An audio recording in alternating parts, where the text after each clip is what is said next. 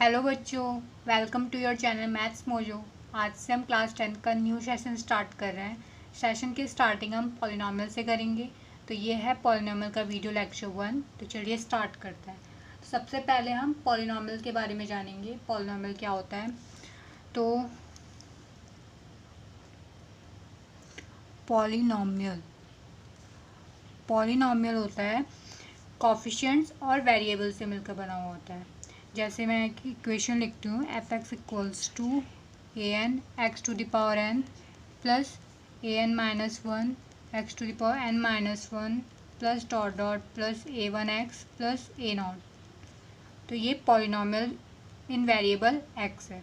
यहाँ पर ज़रूरी नहीं कि आप वेरिएबल एक्स लो, आप वेरिएबल वाई भी ले सकते हो, यू भी ले सकते हो, कोई सी भी वैल्यू ले सकते हैं हम यहाँ पे वेरिएबल का मतलब है कि हम इनकी वैल्यूज़ चेंज कर सकते हैं। इसकी जगह आप 1 2 3 कुछ भी रख सकते हो। और ए एन माइनस वन, ये सारे जो हैं ये यहाँ पे कॉफिशिएंट्स हैं।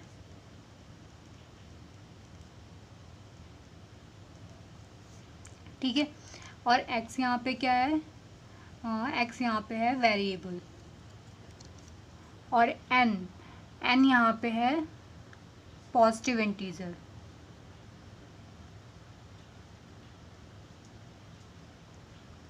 ठीक है। इतना हमें पॉलिनॉमियल के बारे में पता होना चाहिए। अब इसके बाद हम कुछ एग्जांपल लेते हैं। जैसे f x equals to 3x square plus 2x plus 1 example. तो और सेकंड ले लेते हैं हम q y 4y to the power 4 plus 4y plus 1। फिर एक और ले लेते हैं हम r u equals to u cube plus 2u square plus 3u plus 2। तो ये तीनों हमने एग्जांपल ले लिया। अब इसमें हम पॉलिनॉमियल के बारे में जानते हैं। तो यहाँ पर वेरिएबल है x, कांस्टेंट है, कोफिशिएंट है। यहाँ पे इसको कोफिशिएंट भी कह सकते हैं, कांस्टेंट टर्म भी कह सकते हैं। यहाँ पर हमें रियल नंबर लेना होता है। और यहाँ पे जो इसकी पावर है वो भी इंटीजर है, 2 है, यहाँ पे 1 है, और यहाँ पर हम x टू द पावर 0 ले सकते हैं। ठीक है। किसी भी वैल्यू की पावर 0 लेंगे तो उसकी वैल्यू 1 ही होगी, तो इससे कोई फ़र्क नहीं पड़ेगा।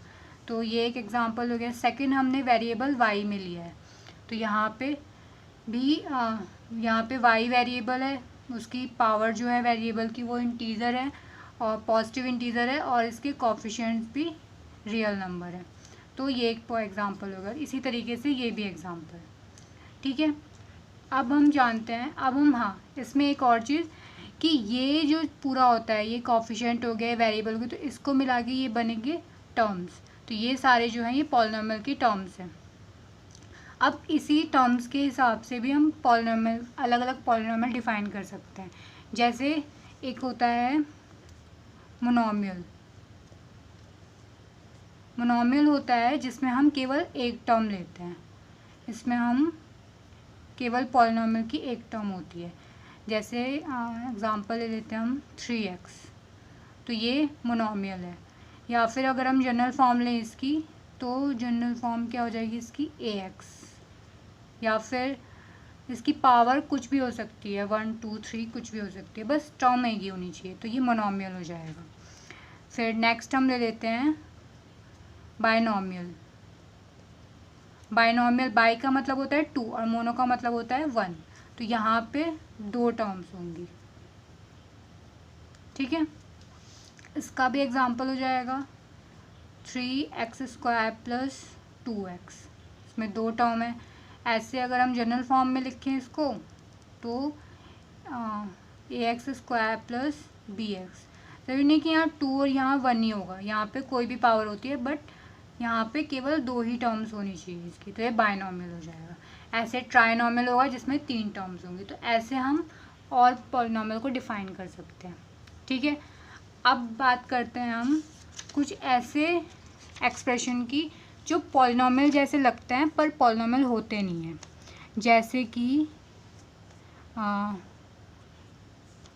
3x square plus root x plus 1। तो ये पॉलिनॉमियल जैसा लग रहा है, पर इसमें वेरिएबल एक्स है, ठीक है, यहाँ पे कोफिशिएंट भी है, कांस्टेंट टर्म है, सही है। पर यहाँ पर आप देखो, यहाँ पर एक्स की पावर क्या है, इसको हम क्या लिख सकते हैं, इसको हम लिख सकते हैं एक्स की पावर 1/2, ठीक है। तो और 1/2 क्या है, एक रेशनल नंबर है।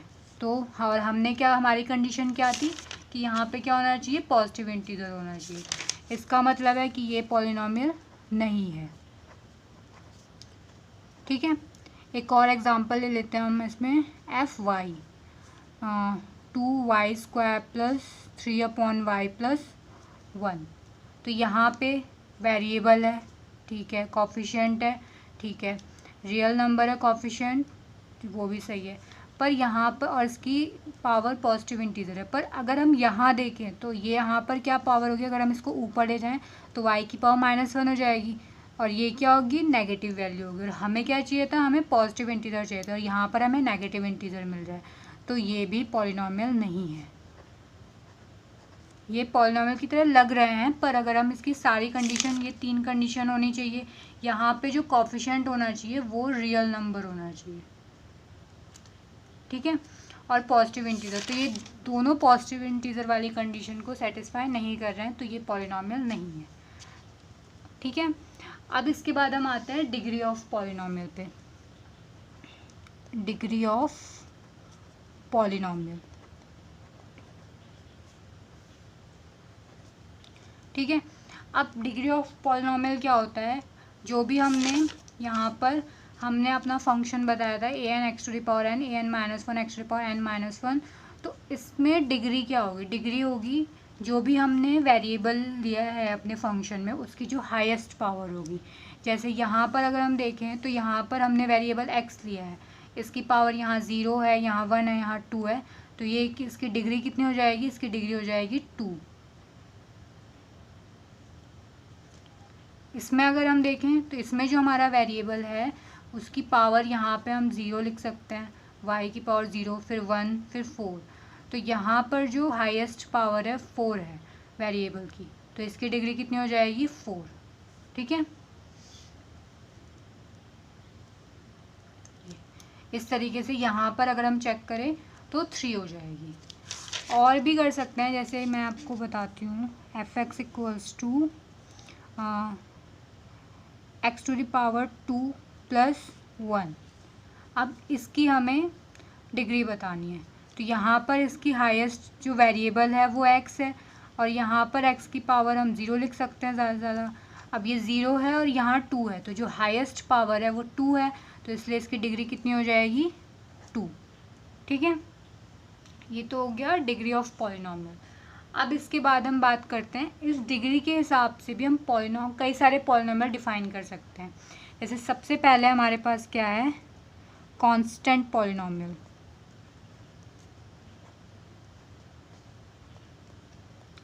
अब कांस्टेंट पॉलिनॉमियल क्या होता है, कांस्टेंट पॉलिनॉमियल होता है जिसकी डिग्री 0 होती है, ठीक है। अब 0 डिग्री किसकी होगी, यहाँ पर आप देखो, जहाँ यहाँ पे 1 था, फिर मैंने इसके साथ क्या ऐड कर दिया, x⁴0, कोई फ़र्क नहीं पड़ा, क्योंकि किसी भी वैल्यू की पावर 0 होती है तो उसकी वैल्यू 1 ही होती है। तो इसका मतलब क्या है कि जो भी कांस्टेंट टर्म होती हैं वो उन्हीं की डिग्री 0 होती है। जैसे कि 2 हो गया, ये हो गया, इसके साथ हम x की पावर 0 लिख सकते हैं, तो इसकी हाईएस्ट पावर क्या होगी, 0 होगी, तो ये 0 डिग्री का पॉलिनॉमियल होगा। और इसी 0 डिग्री के पॉलिनॉमियल को हम कांस्टेंट पॉलिनॉमियल कहते हैं, ठीक है। और कांस्टेंट पॉलिनॉमियल जो होता है वो मोनोनॉमियल होता है, क्योंकि इसमें मैक्सिमम 1 टर्म ही हो सकती है, ठीक है। तो और इसको अगर हम जनरल फॉर्म में लिखें तो हम कुछ भी लिख सकते हैं, fx = a b c d, कुछ भी लिख सकते हैं, क्योंकि उसके साथ हमें x की पावर तो 0 ही होगी, ठीक है। अब सेकंड क्या होता है, सेकंड होता है लीनियर पॉलिनॉमियल।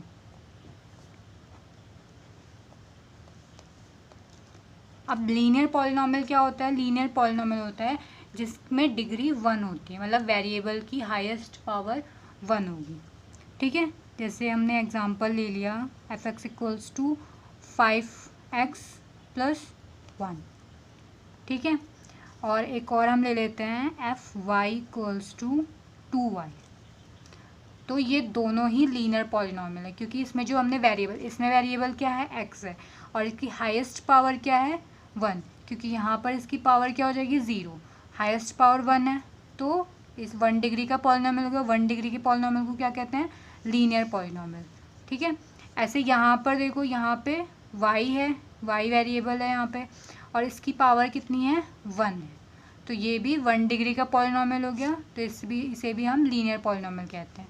तो लीनियर पॉलिनॉमियल में हमें एक चीज़ नोट करने की है कि लीनियर पॉलिनॉमियल मोनोमियल भी होता है और बाइनॉमियल भी होता है, क्योंकि यहाँ पर ये देखो, ये क्या है, ये मोनोमियल है, एक टर्म है इसमें, और ये क्या है, इसमें 2 टर्म है, तो ये बाइनॉमियल हो जाएगा। और अगर हम इसकी जनरल फॉर्म लिखें तो जनरल फॉर्म कितनी हो जाएगी, क्या हो जाएगी, f(x) equals to ax plus b, और यहाँ पे a है वो डज नॉट इक्वल्स टू 0 होना चाहिए, एंड b यहाँ पे रियल नंबर हो सकता है।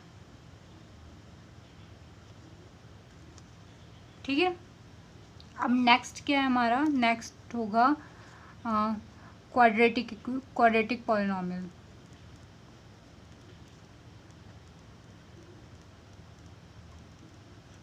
क्वाड्रेटिक पॉलिनॉमियल होता है डिग्री 2 का पॉलिनॉमियल, जिसमें वेरिएबल की हाईएस्ट पावर 2 होती है, और इसकी जनरल फॉर्म होती है ax² plus bx plus c, where a does not equals to 0 and b and c, ये सारे क्या हो जाएंगे, ये रियल नंबर होने चाहिए, मतलब जिसमें रेशनल, इरेशनल, इंटीजर सब आ जाते हैं।